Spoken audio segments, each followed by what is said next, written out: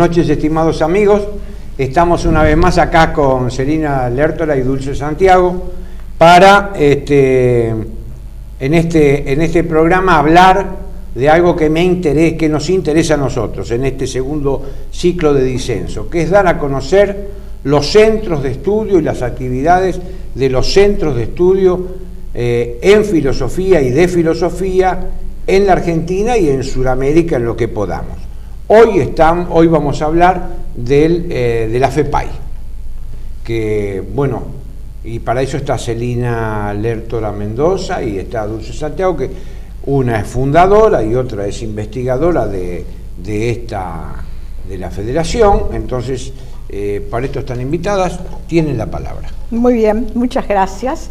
Y te olvidaste de decir que vos sos un colaborador que lleva muchos años. Sí, por supuesto. Bueno, FEPAI es la sigla que quiere decir Fundación para el Estudio del Pensamiento Argentino e Iberoamericano. Lo cual ya me gusta de entrada, porque sí, esto de latinoamericano nosotros no tenemos nada. No es casual el nombre, es programático. Este año cumple 33 años, la edad de Cristo. Esto también da una idea de que no soy muy jovencita, pero sí era jovencita cuando se me ocurrió la idea.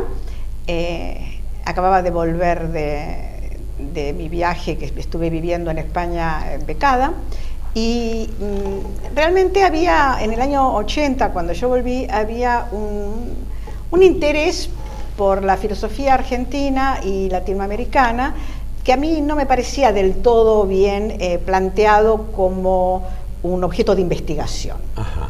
Entonces la idea fue generar una institución no vinculada a ninguna institución, diríamos, oficial, donde las directivas podían torcer el hilo de la proyecto. Y después de conversarlo bastante con gente entendida, me dieron la idea de hacer una fundación. Una fundación en la cual el estatuto fuera lo suficientemente severo y estricto como para no permitir desviaciones indeseables. Exacto. Y que diera a las personas que lo fundaban, entre ellas yo, la posibilidad de justamente evitar cualquier encaramamiento indeseable. E hicimos una reunión fundacional en donde estuvieron presentes el doctor Luis Farré, la profesora Afra Alegría, que muy querida, de muchos años, y el doctor Alberto Moreno, que fue la persona que me introdujo años antes, por lo menos 10 años antes, en la idea de estudiar filosofía argentina, curiosamente que era un lógico, ¿no? Sí. Y yo era una medievalista y una epistemóloga, y de pronto surgió ese interés. Tuve un apoyo muy grande en la idea de trabajar filosofía colonial y la idea de editar documentos en el doctor Aurelio Tanodi, que fue mi maestro de paleografía y de enseñanza documental en serio en la Universidad de Córdoba. Y bueno, fundamos FEPAI. FEPAI no se dedica solo a filosofía, tiene 5 áreas. Ajá. Tenemos el área de historia, humanidades de la ciencia, el área de letras y el de pensamiento religioso o teológico. Pero además ha crecido con otros centros que se han ido incorporando, proyectos institucionales. Después de 33 años tenemos muchos convenios con instituciones, hacemos cosas con varias, somos centro para ayudar o para ser, diríamos, la sede de proyectos internacionales, y en general yo diría que el resultado ha sido satisfactorio. Ajá. Sin haber sido fácil. Pero vamos a referirnos ahora solamente a filosofía, que es una de las áreas que naturalmente es para mí la más querida porque es lo mío, ¿no? Trato de ser con todos, yo soy presidente, trato de ser con todas igualmente, darles a todas ser equitativa y darles a todas igual importancia, pero no puedo evitar, ¿no?, el corazoncito a filósofo. Nosotros hacemos jornadas cada 2 años. El año pasado hicimos las 16ª jornadas. Yo participé. Claro, ambos participaron, y por eso yo diría que sería lo bueno que habláramos justamente en todas las mesas son sobre pensamiento filosófico argentino, pero no son meramente históricos. Hay también una presentación de cuáles son las temáticas que nos interesan. El año pasado yo quise que hubiera una mesa sobre filosofía argentina reciente. Sí. Y aunque en realidad Dulce armó su propia mesa sobre otro tema, de cualquier manera ella participa en el equipo de filosofía argentina reciente. Y bueno, yo quisiera que vos nos contaras también algo de lo que dijiste cuando te referiste a tus 22 programas. Que dijiste unas cuantas cosas bastante duras y sí, ella estaba presente y se pueden comentar. A ver, bueno. A ver si está publicado de cualquier manera, sí. Pero a ver qué se digan en este programa. Bueno, te agradezco que me hayas dado pie para hablar de ello. Primero, porque en el 2012 nosotros hicimos 22 programas de disenso. Esto surgió porque al venir yo había hecho un periplo por Europa y en 2 o 3 lugares, en la Universidad de Oviedo, en Lisboa, bueno, pero no hay filosofía en la Argentina, me cuestionaban que no había. Y como se usa mucho esto del canal por internet, sobre todo en las universidades, que graban todas las conferencias y las cuelgan después en internet, cualquiera puede ver, por ejemplo, la página de Filosofía en Español, y va a ver toda una serie de conferencias que di yo, que está Gustavo Bueno, que es un filósofo especulativo muy importante de España, y en lengua castellana. Bueno, y a mí, ¿qué me permitió? La primera que vino al programa de cuando hicimos disenso, ¿vos fuiste la primera o la segunda? No, creo que la primera fue Josefina Reñasco. Josefina Reñasco. Yo creo que fui la tercera. La tercera, sí, porque después vino un hombre, no me acuerdo quién. Sí, o la segunda o tercera, porque estuvo Blanca Parfé, yo no sé si antes que vos o después, no, después me parece, no estuviste vos. Pero bueno, si no era la primera, la segunda. Sí, la primera fue Josefina Reñasco, que es una profesora especialista, es una pensadora especialista en filosofía y tecnología. Bueno, yo lo digo para aquellos que nos están escuchando. Y entonces, ¿qué es lo que hizo este programa? Siempre me salen bien las cosas cuando son de otro a mí, porque el mérito de este programa es que entrevisté a 22 investigadores buenos, pensadores, algunos que uno puede decir que son filósofos, stricto sensu. Y este programa fue como si se corriera el velo de una actividad que está como sepultada en la Argentina. Pero yo lo hice sin ninguna finalidad ideológica. Estos programas, algún tonto puede pensar que tiene alguna finalidad, no tiene ninguna finalidad ideológica. Yo tengo mis ideas políticas y las voy a sostener y la mayoría de los que hacen filosofía saben cómo pienso. Pero no, mi intención era divulgar esto. Y esto me permitió, gracias que después me invitaron al Congreso de FEPAI, me permitió mostrar que sí, que hay una actividad en la Argentina, que hay una actividad seria, académica, científica, como le gusta decir a Celina, y que esta actividad científica tiene una tradición también, que hunde en una tradición de pensamiento, sobre todo en la generación del 25 y del 40, que es cuando se dan los grandes filósofos, por así decir, donde se destaca el pensamiento especulativo. Después ya viene otra parte, una segunda parte, que es cuando se introduce la filosofía en aquello que llamaban la normalidad filosófica y la investigación, porque hasta el 56, hasta que no entra Emilio Estiu en el CONICET, no había ningún investigador de filosofía rentado, no existía. El primero tuvo que ser uno de La Plata, porque siempre los de La Plata, los de La Plata siempre son como los uruguayos, siempre están a la casa de algún cargo rentado. Bueno, más allá del cariño que le tengo yo a la gente de La Plata, ¿no? Es un chiste, obviamente, pero el primero que entra en la carrera en el CONICET es Emilio Estiu, que fue un platense, que fue profesor de estética en la universidad, que fue el traductor de la introducción a la filosofía de Martin Heidegger. También hay que decir, perdón que te interrumpa, sí, que fue difícil ese ingreso, Sí. no solamente de STIU, sino en general, por dos motivos. En primer lugar, porque en el CONICET no todo el mundo estaba de acuerdo, el directorio estaba en contra. Claro. En realidad, el que creo que puso el voto a favor fue Hussein. Claro, porque Que, bueno, no sé quién lo habrá convencido. tomó ese compromiso, digamos, hizo ese cheque en blanco acerca de la posibilidad de que los humanistas hicieran trabajos con una metodología científica, y creo que realmente mantuvo esa idea, Sí. y si no hubiera sido por él no hubiéramos entrado nunca. Claro. Yo entré como becaria en la época de Hussein y mi ingreso está firmado por él. Mira De modo vos. que, digamos que pertenezco a esa época fundacional de las humanidades en el CONICET, y es cierto. Pero por otro lado, también la comunidad no estaba de acuerdo. Claro. Había una idea de que el CONICET tenía que corsetarse- alimentarse a las ciencias duras. Claro, y que encorsetarse en esa cosa de los científicos iba en contra de la creatividad, y curiosamente los que decían eso no eran precisamente los más creativos. Claro. Una persona creativa como Stu no tuvo absolutamente ningún problema en Claro, ingresar. claro que sí, claro. Yo creo que eso tiene que ver con algo que nos estamos planteando ahora, que la filosofía corre el riesgo de ir desapareciendo de a poco, Ajá. y es la idea de vivir profesionalmente de la filosofía, cobrar un sueldo, ¿no? Y vivir de la filosofía.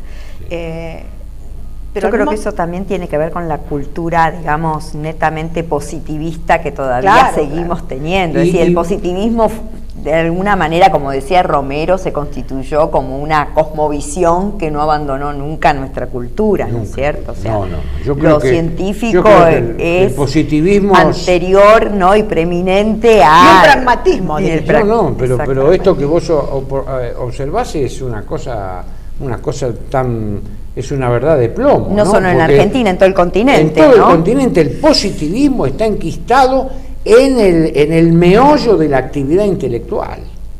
Esto es una cosa pero yo no lo digo ni para bien ni para mal. No, pero como un dato es fáctico, como un hecho, ¿no es cierto? Yo me acuerdo que hay un trabajo, yo lo cito a de Anquín siempre, porque quiero que alguna vez se aviven un poquito. Y hay un trabajo de Anquín muy interesante de la filosofía, el problema del ser en la filosofía en Argentina. Y cuando él recupera el positivismo, dice, hay que tener en cuenta el positivismo porque es una especie de ontismo.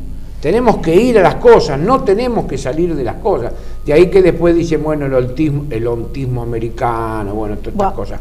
Pero es bueno, otra cosa. pero que es otra cosa. Pero el tema de ir a las cosas, esa vinculación, yo creo que el positivismo, se ve en todos los planteos filosóficos. Ahora, yendo nuevamente, vamos al tema del FEPAI. Los trabajos, te quería hacer una pregunta, los trabajos sobre filosofía colonial, habida cuenta que es tan difícil el acceso a los manuscritos, ¿cómo transcurre en Argentina? Bueno, mal. Bueno. Mal. Pero no solo en Argentina, si sirve de consuelo, de tonto, ¿no? Yo diría que, ¿Se han perdido manuscritos? sí, por supuesto se ha perdido, tal vez se ha perdido no recientemente, pero se siguen perdiendo. Yo diría que, como todo, así como no hay un interés, o no lo hubo hasta hace poco, por estudiar la filosofía argentina del siglo XX, y por eso yo comentaba en otro programa lo de Alejandro Korn, creo que lo mismo sucede, y con más razón, con el pensamiento colonial. Pero además hay otro problema. La filosofía colonial en América, por ejemplo en México y en Perú, que comenzaron en el siglo XVI, hasta el siglo XVIII, es escolástica, básicamente, neoescolástica, barroca, y se escribe en latín. Claro.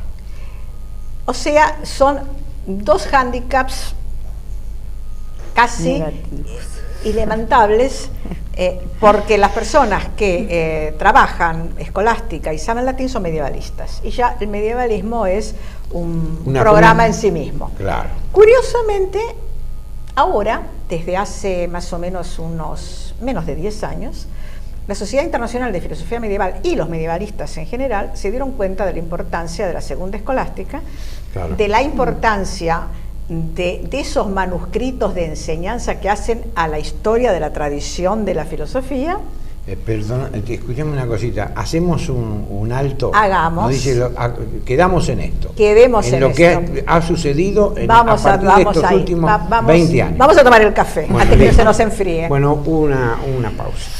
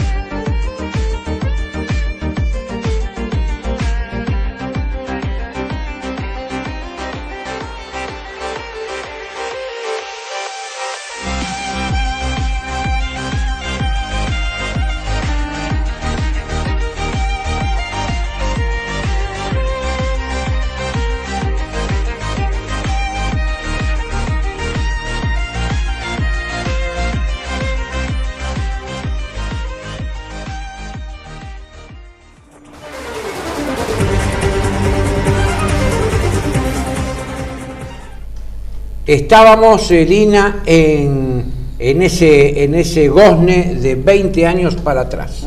Sí, o tal vez un poco menos. Los medievalistas se dieron cuenta de la importancia de la neoescolástica y sobre todo de la segunda escolástica y de toda esa tradición olvidada de los cursos de filosofía en las universidades, y a partir de ahí la filosofía colonial y la filosofía hispánica empezó a tener un auge tan grande que en estos momentos en la sociedad internacional es una de las áreas. Ajá. Y entonces los que trabajamos en eso, de haber sido absolutos desconocidos e ignorados, ahora somos maestros y hemos pasado a la... Ahora hay un montón de artículos que se escriben sobre los 4 que hemos seguido las líneas de Furlong, que ya por supuesto es muy anterior, fundamentalmente Walter Redmond, que hizo un elenco de todos los manuscritos filosóficos en el cual todos nos hemos basado. En segundo lugar, Mauricio Beuchot, de México, Ángel Muñoz en Venezuela y yo en Argentina. Nosotros entre los 4 tenemos una producción bastante significativa en manuscritos que vamos a poner en la web. Estamos en ese proyecto, los 4. Así que creo que próximamente, en unos próximos meses, ya va a empezar a aparecer, porque también es una pena, toda esa producción está perdida en montones de revistas que tal vez la gente no tiene acceso. ¿Y dónde comienza esto? ¿Dónde comienza? Bueno, yo creo que comienza porque realmente se valora no solamente los grandes pensadores, no solamente las 10 o 5 o 10 cabezas principales de la filosofía en Europa, sino también toda esa historia menor que es precisamente la que sostiene la tradición de la cultura, ¿no? Claro. Porque uno de los fundadores del FEPAI, casualmente, fue uno de los iniciadores del Instituto de Pensamiento Argentino que se inició en la Universidad Católica y que, bueno, después no prosperó porque obviamente estos... no prosperó el Instituto de No, bueno, Argentino. después a lo mejor habrá tomado rumbo a través del FEPAI, ¿no es cierto? Es que cuando se fue el profesor... ¿Quién inauguró los cursos de Moreno. Alberto Moreno, que era profesor de lógica. Exactamente, sin embargo estaba, digamos, muy interesado en estos temas en la Universidad Católica, que bueno, a lo mejor no era el momento, ¿no es cierto? También estaba Afra Alegría, es cierto, claro, creo que estaba yo también, pero no era el momento. Eso... Bueno, aprovecho para mandarle un saludo a la profesora Afra Alegría, si nos está pero viendo. Sí, por supuesto. Afra, muy querida, trabajó mucho. Nuestra. Ella era secretaria académica. Sí, profesora de lógica también. Hizo mucho para que ese centro siguiera, pero luego no siguió. Alguna vez tenemos que hacer la historia de ese centro, Dulce. Sí, y bueno, el doctor Corona, cuando era decano, le gustó la idea. Pero bueno, luego uno tiene tantas volver, que exactamente, porque por lo menos debe quedar algún rastro, ¿no? Claro, Para, un y instituto, ahí todavía podemos por ejemplo, aprovechar un instituto testimonios. que no fue. un instituto que no fue. Un instituto que no Por fue. eso es tan importante. Por uno de los mejores pensadores que hemos tenido en lógica. Nosotros, ustedes saben que los trabajos de Moreno, bueno, ustedes lo saben, fueron traducidos. Bueno, algo sí fue. Al inglés, presentamos un trabajo. Sí, fue citado. Algo fue, presentamos un trabajo en el Congreso de Córdoba. Pero tengo que decir algo también doloroso. Ese trabajo no fue publicado porque el doctor Caturelli estaba enojado con el doctor Moreno y, bueno, no lo publicó. Bueno, esas son peleas típicas de los cordobeses. Pero no lo publicó. Claro. Los cordobeses que se quieren y se odian al mismo tiempo. Y entonces no ha quedado registro documental, pero llegamos a hacer eso. Y bueno, luego el doctor Moreno se fue a Córdoba y yo creo que ahí murió realmente, no había nadie que lo dirigiera, claro. Y bueno, Afra y yo solas no podíamos. Pero yo creo, Dulce, que vos vas a intentar ahora Yo lo que creo también importante destacar del tema del pensamiento, digamos, de los tiempos hispánicos o de la colonia, como habitualmente se lo reconoce, es que no siempre es considerado como perteneciente a la trayectoria del pensamiento argentino o de la tradición nuestra. La mayoría de los cursos de filosofía argentina o de filosofía, digamos, americana, iberoamericana, etcétera, no incluyen este periodo importante. Arrancan generalmente, ¿no?, con la independencia, es decir, a partir de 1810. Como si hubiéramos nacido de un repollo. Nosotros nacimos de un repollo. Así surgió la independencia, y ahí surgimos nosotros, y 300 años de historia, de pensamiento, quedan archivados. A mí me pasó hacer un trabajo, me apoyé, vos citaste al profesor Caturelli. Caturelli hace un trabajo de 1000 y pico de páginas, terrible, una cosa, un trabajo enciclopédico, no enciclopédico, ciclópeo. Se llama La filosofía argentina, desde 1536, o de 1600 al 2000. Bueno, yo me tomé el trabajo siempre lo consulto, es un libro de consulta. Resulta que, digo yo, bueno, a ver cuánto, porque este pensamiento colonial, resulta que él cita, en Argentina cita una media docena de autores importantes, pero al final uno completa unos 50, dentro del Virreinato del Río de la Plata, unos 50 autores. Ahora, 50 autores multiplicados por 4 virreinatos te da 200 autores como mínimo, vos corregime.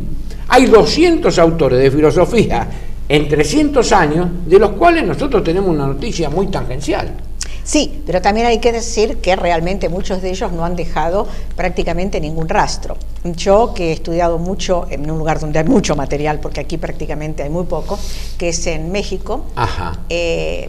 Bueno, yo he trabajado, y también en Colombia, en Bogotá.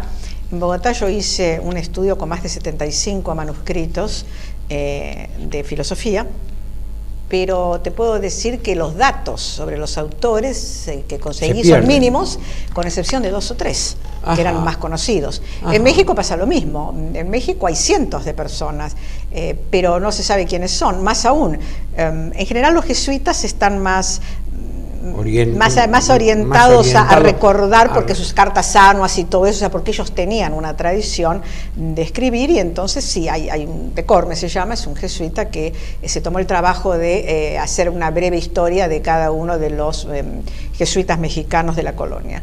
Pero los franciscanos, por ejemplo, yo tengo un amigo franciscano que es el provincial, bueno, una persona que es un estudioso, ¿no?, pero además con su cargo de provincial tiene un acceso a toda la documentación, siempre le pido, y más o menos el 50% de lo que le pido no tienen, ni siquiera los mismos frailes tienen documentación.